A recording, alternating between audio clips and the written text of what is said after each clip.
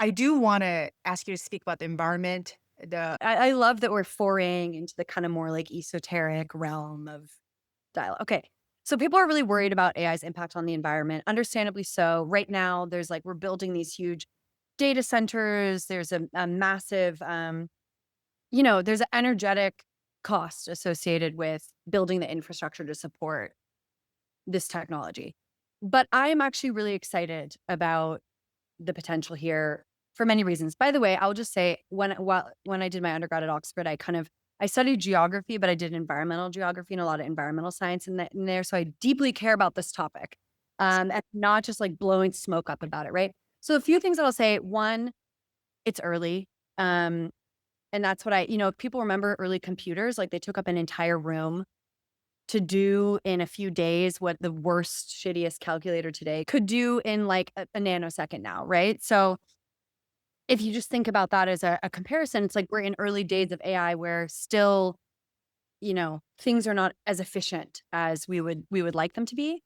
And of course, and B, you have to invest in the infrastructure capabilities up front to be able to build the foundation. So there's this big energy cost. But I will also say, like, it does get overblown, the stuff about like the water usage. It's like, okay, compare 1,000 prompts on ChatGPT to like the pair of shoes you're wearing right now. I'm pretty sure fast the latter fashion. of a Yeah. lot. So it's just like, these comparisons don't get brought in the news headlines because it's not sexy to do that, but just take it all with a pinch of salt. But two things. One is no one is like everyone building across the AI stack has a vested interest to make this technology as efficient as possible. For all of them, it will be, the universal competitive advantage because when you can squeeze more compute out of every watt, that's great, right? So there's no one, I think people are concerned that the same way, sustainability, like there have been industries who have lobbied against it in its entirety.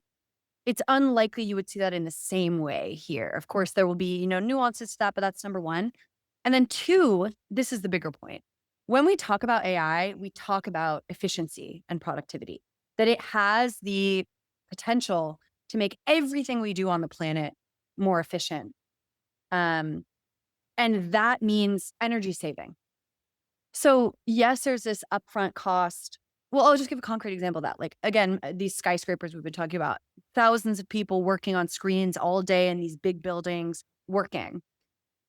If in future there's a shift away from that as a mode of work, and AI can do a lot of those tasks in a fraction of a second, which one's more energy intensive? Right. And that's not even coming into real, anyway. So if that's true, if AI even makes good on like a fraction of its productivity promise, it would be vastly more energy saving than it ever costs us. But we're just not there yet. It's not like scaled up, making good on that promise yet. So that's on the cost. And then, well, I'll pause for a second, then we can get into like use cases of AI that support our return to ecological intelligence. No, let's go there. No, it just I was just like thinking about had this image in my mind of back in the day with what is it, with like 50s, 60s, whatever, when a computer took up an entire room and it could do like nothing. Sort of Yeah. people making extrapolations about the environmental impact of future computers in the future based on that technology, which has become so rapidly outdated, right? Yep. Exactly. So that, and it's the same thing we're doing now. We're like assuming that this technology is never going to get any more effective. Yeah. And so we make extrapolations based on the energy costs that it requires now, as if that's what's going to scale. And it's not accurate. The same way doing that with the internet was not accurate. But what I get really excited about, and now it's coming back to like we were talking about ecological intelligence, right? This technology has so much power to help us better understand, map, predict, be in touch with the natural world.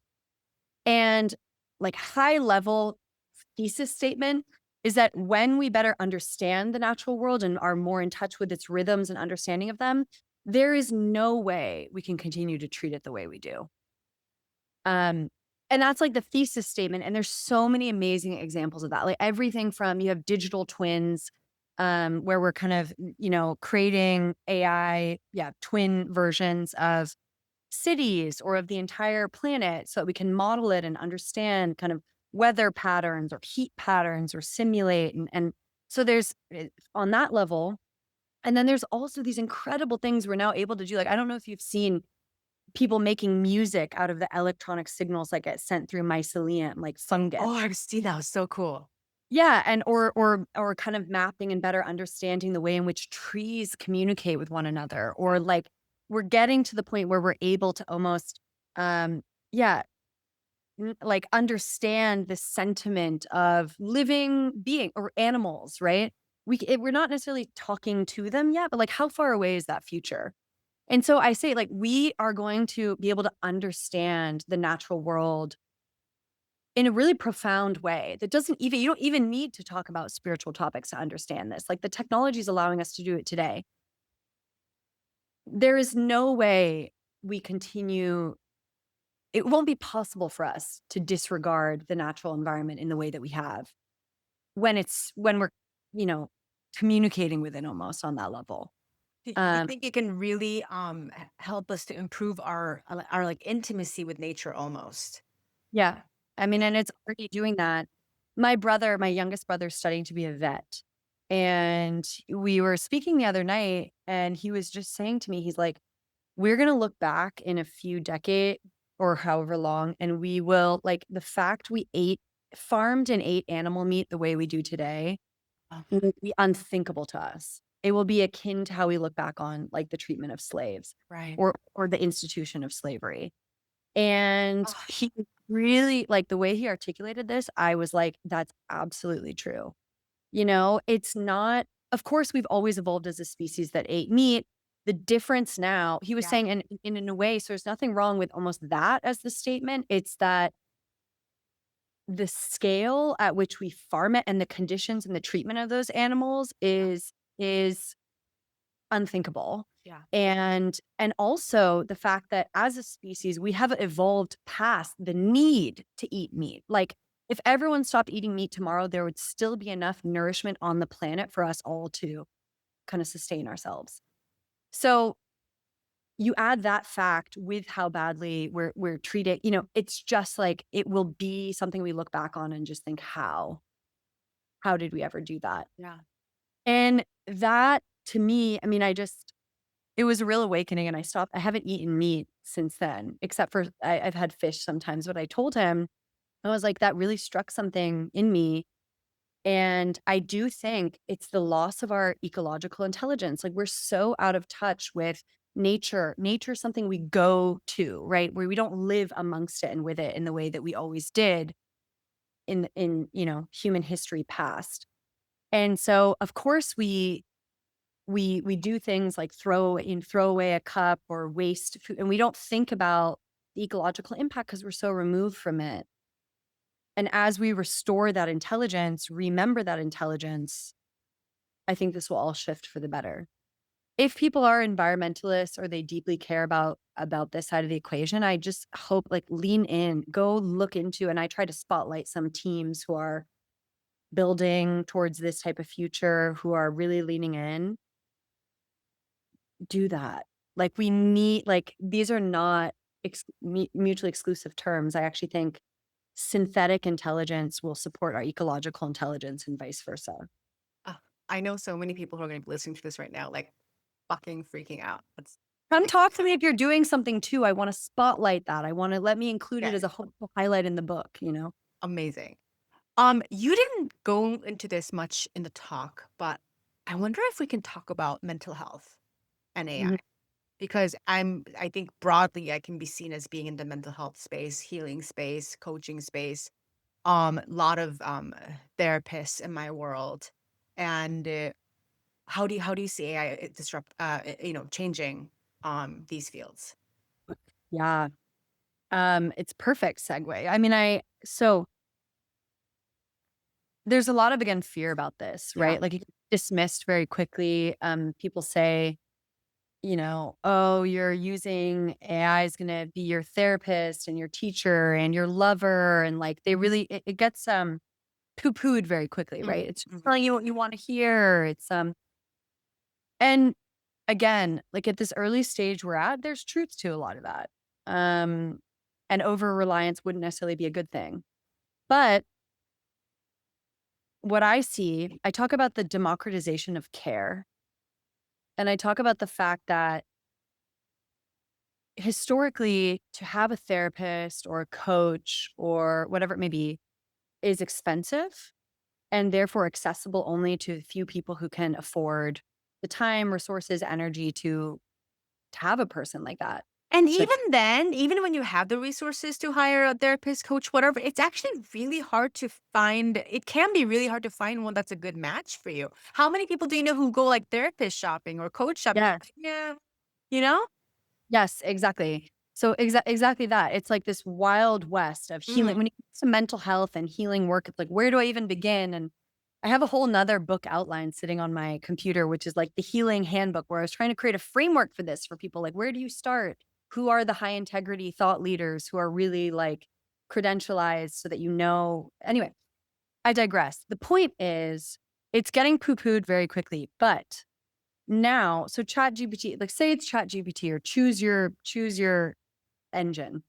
Um, there's this free resource that can support somebody in real time, 24/7 in their own language, in anything they're going through.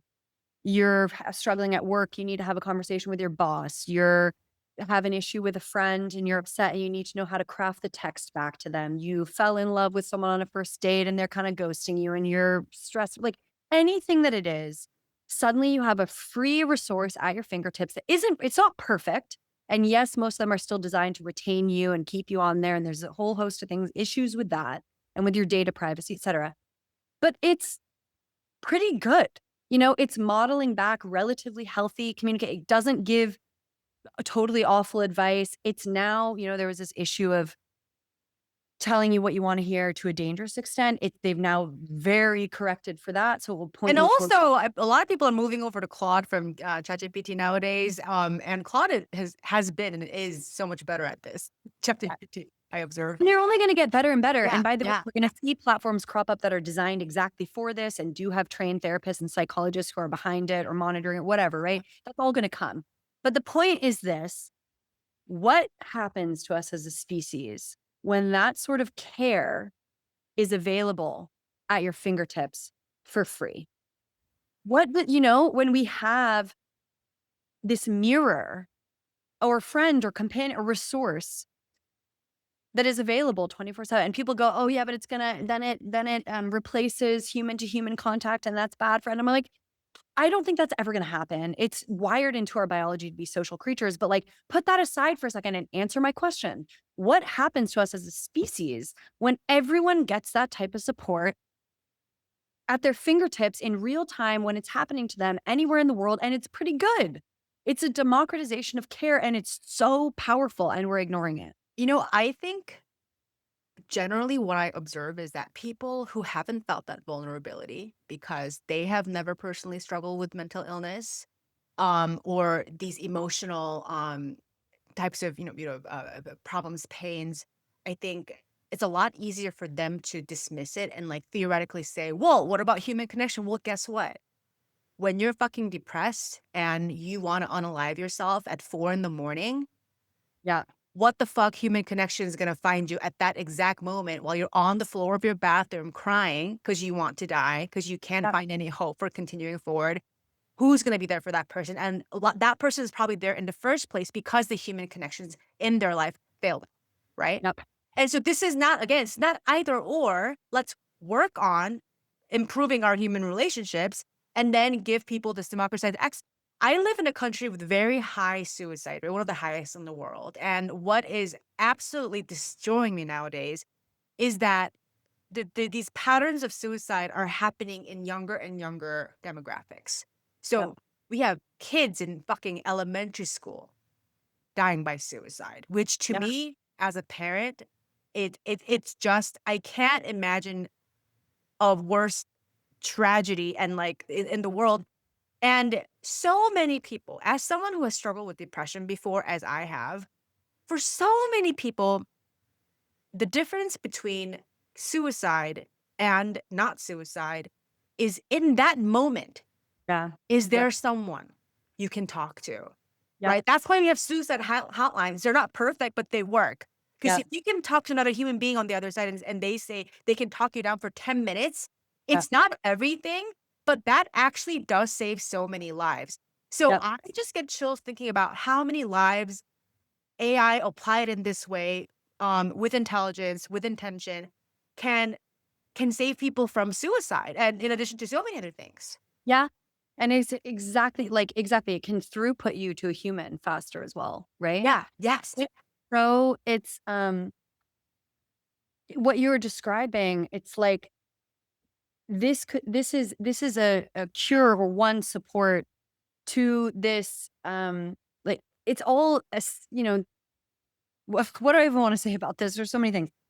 We're sick as a species because we're lonely and we're isolated, and so all of the, suicide rates and all these things, they're symptoms of that illness of being out of connection with community, land, physical, like all these things we've been talking about. And so this is one can be one piece of the solution. It's also, and I spotlight all these incredible teams building at this intersection. There was this bubble map that was done of ways in which people are using AI and all these real human needs that are being met, whether it's as coach, therapist, doula, trauma, informed shadow, um, neurodivergent academic support, like so many. It was this bubble map of all of these incredible use cases. And most of like Silicon Valley tech is totally dismissing all of those. I'm like, my hypothesis is actually my conviction. I'm not even going to call it a hypothesis. It's a conviction. The industries that will arise are going to be at this intersection of our increasingly intimate relationship with this technology for the better. The same way, like at the dawn of the internet, we couldn't have imagined social media as a whole industry or e-commerce. We're going to have whole new industries arise here. And my view, it's going to be in this space that's getting completely um, dismissed right now. Well, not completely, but largely. So, and that contributes to a consciousness upleveling of the planet. We basically build a mirror for humanity to look at ourselves and say, like, who are we? To do self inquiry, to model more positive interactions and conversations, healthy dialogue. People are now integrating this technology into wearables so that in real time, if your heart rate's spiking or your voice is getting louder and you're getting angry, it can interrupt and be like, hey, you seem angry, let's take a breather, we were working on anger together. Or like modeling, having it modulate a conversation between a couple and like, again, it doesn't replace the human aspect, but there's so much that now can be possible, which will be low cost for people who never would have had access to these sorts of services otherwise. And that's profound. Is there anything else you wanted to make sure we covered?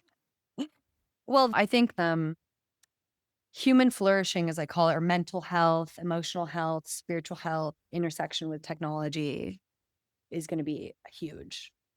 Well, as someone who thinks of herself as being in that intersection, I'm so fucking excited. And I think most of my listeners are as well. I really think I love how you said it's not a hypothesis, it's a conviction. It is Yeah. our world, and it's our world to create. And we can do that by the ways we apply our courage and in creativity and imagination. And I am so glad, just speaking for myself, it makes me sleep better at night to know that someone who just like loves humanity so much is right in the place where it matters, where you have the power to influence. So I celebrate you, and we literally met like 3 weeks ago, but I love you. Like this conversation hit like so many of my buttons at the same time. Like I'm so happy, and I know that my listeners are probably feeling just as like blessed by the intelligence and thoughtfulness and soulfulness of this conversation as I have. You referred to your book a bunch of times. Can you let people know where they can get it? Yes. Well, probably not yet when but it's coming in spring, early summertime. And my website, Oh no, what's it called? What's the book called? it's called The Case for Hope in Oh, the Age oh, of it's literally called that. And then you can The say, Case for Hope. I learned about this before the book came out because I listened to this man's podcast. Yeah, but people can, my website, there's a place to sign up to get notified when the book is out. I'm trying to be a little bit more present on LinkedIn or other socials as well, and possibly, launching maybe a podcast or some other way of just disseminating this message and, uh, uplifting other voices who are in this intersection because I think we need more of it. So all of that's hopefully to come. And I would just say, like, again, returning to the point we started off with, hope is not some nice to have frivolous thing. It's so imperative that, you know, what we look for, we'll find, and there's so much good to find. It's just not being spotlighted because unfortunately that's not what gets clicks and engagement, right? But remember that it's not just AI getting that treatment. Like our psychology kind of gets exploited in this digital age by focusing on sensationalist messaging. There's so many incredible teams, there's so many incredible initiatives, there's so much potential. I want to connect with anyone and everyone who's already doing that or thinking along those lines. And like, humanists of the world, come be part of this. Like, I feel so lonely sometimes, because like bridging these worlds and either being in rooms where the predominant conversation is the amazingness of the tech itself and the capabilities or, almost the humanist spiritual realm where no one wants to touch the tech side of the equation. It's like, Yeah. come be part of the bridge, imperfectly show up. It doesn't matter, you know, that's kind of what I'm trying to allow myself permission to do and thus allow, permission to others to do. So, Yeah, let's this is like a cliche at this point, but we can break some things and then figure things out together. There's no way you're going to world build like any other way. We're going to make mistakes, we're going to have blind spots illuminated. We're going to find better ways forward. And if you're doing it with people who their values, their hearts and souls are rooted in the same place that you are, you can trust that you're in good company, you're going in the right direction. Okay, so to let all the places where people can find you, I will link to in my show notes. And Tallulah's been hard to find online outside of LinkedIn because she's been too busy being an important person in the world to be like posting reels of herself. But I'm hoping that's gonna change. I'm like, I want to see your message be amplified everywhere in the world.